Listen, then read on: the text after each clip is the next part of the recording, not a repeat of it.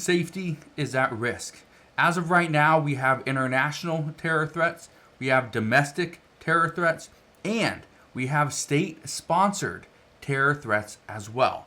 And according to experts, all the warning lights are flashing red. So today I want to address why this is, why some experts believe an attack against the American people and against the United States could happen within the next 105 days, which would put us right before the presidential election. But other experts say that it will not happen before the election, that if they were smart, they would wait until after, until they know who the next president of the United States will be. Because keep in mind, President Biden has decided to withdraw, which means that we will have a new president. It will either be a Democrat, which could be Vice President Kamala Harris, could be Governor Gavin Newsom, could be Hillary Clinton, or even Michelle Obama, or somebody different. Or we could have a Republican, and it could be former President Donald Trump.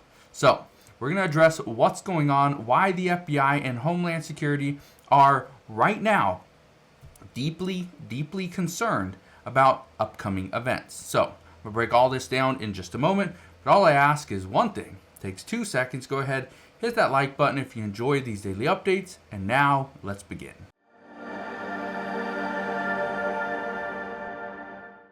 So in order to understand how severe things could get, well, let's listen to what the FBI Director Christopher Wray had to say just recently.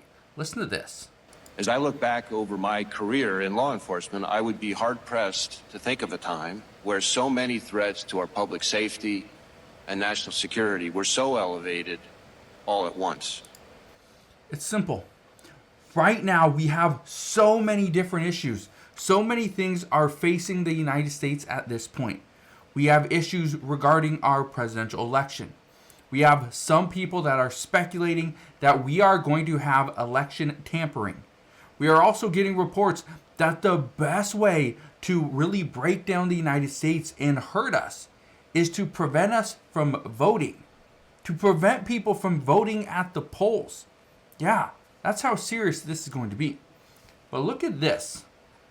It says, Iran threat prompted more security at Trump rally as officials warn of potential for copycat attacks.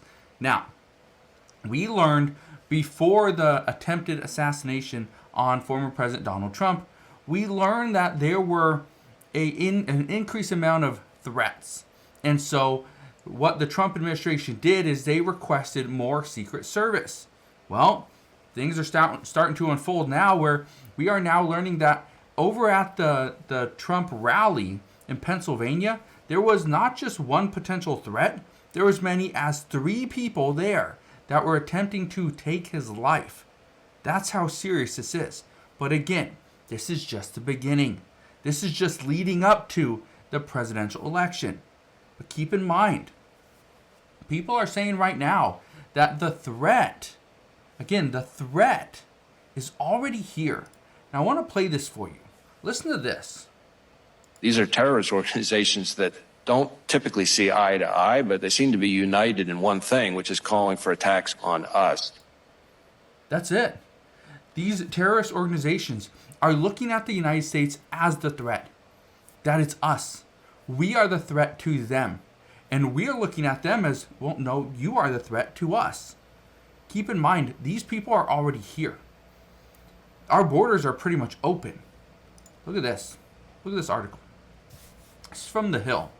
And it says, we're ignoring flashing red terrorism alarms on the border. Now, what do they mean by that? Flashing red terrorism alarms. Well, let's read a little bit into this. Look at this. It says, with the war in Gaza raging, and keep in mind this was from about a month ago. With the war in Gaza raging, thousands of immigrants pouring across America's southern borders every day, and ISIS-K reconstituting. Certainly, this picture is extremely worrying. Common sense suggests that among the 8 or 9 million newcomers having entered America over the past few years, at least a handful are out to cause harm, and many will have committed crimes, including murder. That right there is troubling. Okay, that is troubling. But look at this. Okay, I want to show you something. Look at this right here. It says, in 1919, a series of 24 letter bomb attacks imposed greater fear among Americans than did September 11th. Only 2 people were killed and virtually no damage was done. Anthrax attacks through the U.S. mail created a firestorm of fear in 2001 as the threat of bioterrorism became real, even though talcum powder was used, not actual spores. One of the things that we've heard just recently is that we could have a greater threat than 9/11. That's what we're hearing, that we could have something greater than 9/11. If you remember, 9/11 took almost 3,000 lives, right? This disrupted the country, right? Businesses shut down, schools shut down. People were not right. People would not fly for months, if not years. Okay? This was very disruptive. Okay? Not only that, it took the lives of about 3,000 people. Again, families were not right, were ripped apart. But listen to this, because again, keep in mind, these potential threats, the potential attackers, are already here. Listen to this. At this point, they're not worried about sneaking into the country. They're already here. At this point, they're in the planning stages or in the operational phase where they're looking at targets. So right there, he is saying that they're not in the phase of sneaking into the United States because we're already here. They're planning the attack. They're planning it, and they're planning it from within our borders. Again, this is something that the FBI has known. This is something that Homeland Security has known. This is something that many government agencies have known this. To be on high alert, this is one of the reasons why they're saying if you see something, say something. But let's keep listening. Former intelligence official Michael Pregent says 30 years of counterterrorism experience leads him to believe America is most likely to experience an attack after the November presidential election. So he's saying, and this is a guy that has decades of counterterrorism experience, he's saying that if we are going to experience an attack, it will have to happen after the election. Now, I've told you this before, that many are going to disrupt the time leading up to the election. We could see an attack. But the big thing is, we, the American people and other countries, want to know who is the leader of the United States going to be. Now, if it is former President Donald Trump, could we see more aggressive attacks? Could we see more disruption? Most likely from other countries.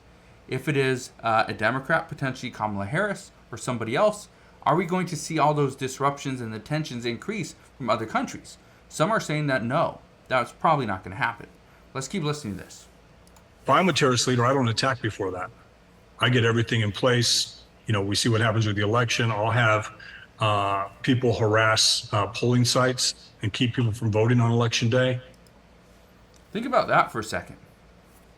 You are adamant that you are going to vote for this person. It doesn't matter who it is. You're going to vote for this candidate. You are going down to the polling site on election day. You are going to cast your vote, right? You're dead set on it. And then you get to the polling site and there's people protesting right out in front. They won't let you vote. Right? They just won't let you vote. They're harassing you. They're threatening you. Right? There's not enough police. What do? You leave, you come back later. You go somewhere else, right? You just decide not to vote. Those are all options. But here's the thing. That's their option too, is just disrupt your life. That's it. So again, this is why I'm bringing this to your attention now, because American safety is at risk. We don't know to what extent, we don't know how soon, but all government officials, all government agencies are currently concerned about the next potentially 100 to 150 days. Keep in mind, in 105 days, it will be November 5th. That is when we will have our presidential election. And we will know who the next president of the United States is going to be, probably within 105 to 107 days. So, as soon as we get more information on that, I promise I will bring you all the latest news and updates. But as of today, that is what we know. So again, thank you guys for watching. consider subscribing, and I'll see you guys on the next one.